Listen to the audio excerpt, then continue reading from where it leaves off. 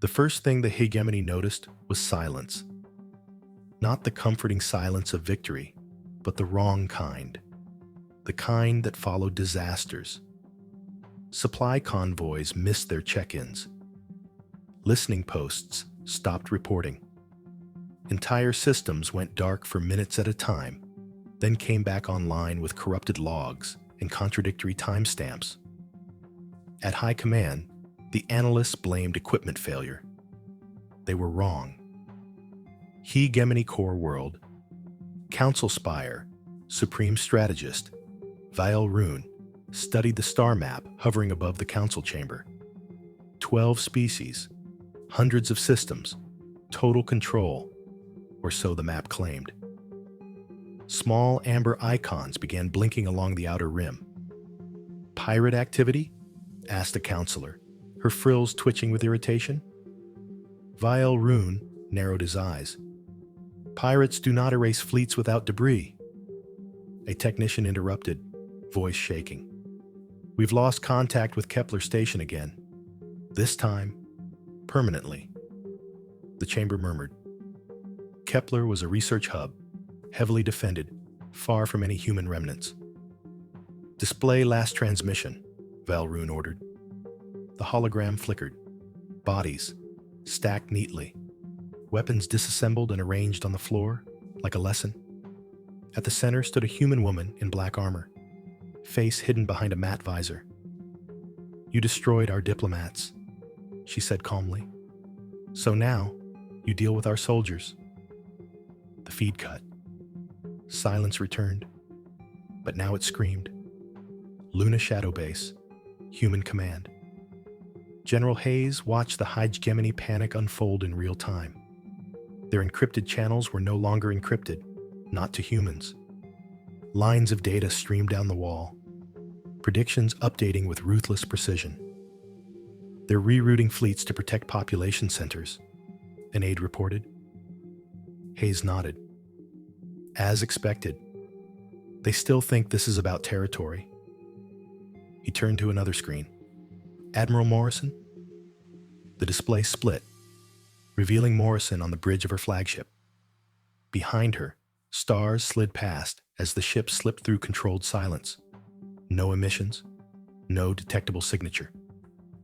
Phase 2 is underway, Morrison said. First targets neutralized, 0 civilian casualties. Hayes allowed himself a thin smile. Good. Begin pressure operations. Hijgemony Supply World. Arxen Vale. Arxen Vale fed 12 star systems. Miles of farmland glowed beneath artificial suns. Crops engineered to perfection. No defenses beyond orbital patrols. Why would there be? The Ghost Fleet never entered orbit. Instead, a single unmanned probe burned through the atmosphere and vanished into the soil. It released nothing visible. No explosions. No alarms. Farmers continued their work, unaware that every seed in the ground had just become useless. Within weeks, the crops would grow tall and beautiful and feed no one. Deep space. Ghost Fleet operations. Human ships appeared and disappeared like thoughts. They struck relay stations first. Clean cuts, no warnings. Then fuel depots. Then shipyards. Always at shift change. Always when response time was slowest. Hijgemony reinforcements arrived late to empty space and unanswered hails. Admiral Morrison watched a destroyed depot tumble into a gas giant's gravity well. Mark it, she said. No follow-up strike. Her second-in-command hesitated. We could finish the system. Morrison shook her head. No. Let them wonder why we didn't. Cathar Prime. Warrior world. The Cathar believed in strength above all things. Their cities were arenas. Their leaders. Champions. When word spread that their outlying garrisons were being eliminated, they demanded ritual response. So the humans gave them one. A single figure stepped into the grand circle. Unarmed, visor open. Small. Human. Female. The Cathar warlord.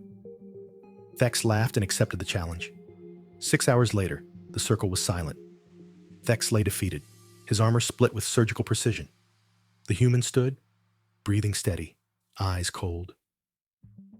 "Who are you?" Thex gasped. "I am the consequence," she replied. She left the arena alive. The Cathar had never seen that before. Hijgemony High Command reports piled up faster than they could be denied. Crops failing without disease, fleets firing on friendly ships due to targeting errors, command orders contradicted by authorized overrides, duels lost by champions who had never known defeat. Val Rune stared at the data, horror dawning. "These are not raids," he whispered. "This is preparation." A junior officer looked up. "Preparation for what?" Val Rune didn't answer. "Prometheus Station, deep space." Marcus Chen stood before a panoramic window, watching stars bend around the massive station embedded inside a rogue planet.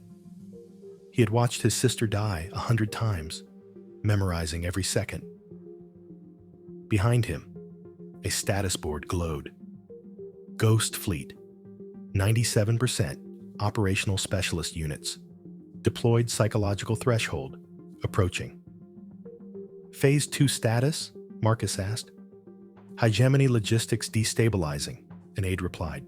"Morale fractures confirmed in 4 species. Command cohesion degrading?" Marcus nodded once. "Good.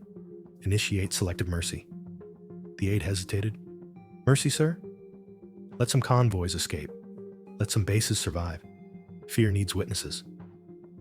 Across the galaxy, the Hijgemony began to understand. Not all at once, but enough. They had not defeated humanity. They had removed the restraints.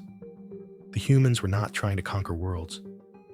They were teaching lessons, carefully, patiently, with creativity that bordered on cruelty.